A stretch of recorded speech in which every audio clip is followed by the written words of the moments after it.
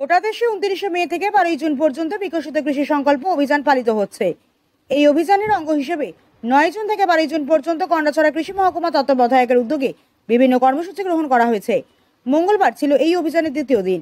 এদিন গন্ডাছড়া মহকুমা এলাকার 3টি গ্রামে কৃষি সচেতনতা এবং প্রশিক্ষণমূলক অনুষ্ঠান অনুষ্ঠিত হয়।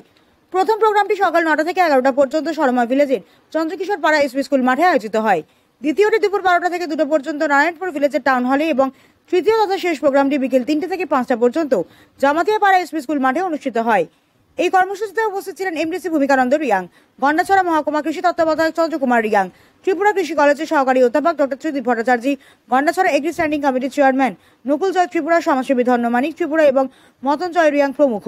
অনুষ্ঠানে চন্দ্রকুমার রিয়াং কেন্দ্রীয় সরকারের কৃষি সংক্রান্ত বিভিন্ন প্রকল্প সম্পর্কে বিশদভাবে আলোচনা করেন এবং জানান এই প্রোগ্রামের মাধ্যমে কৃষকরা বহু নতুন তথ্য ও ধারণা অর্জন করেছেন, যা ভবিষ্যতে তাদের কৃষিকাজে কাজে লাগবে।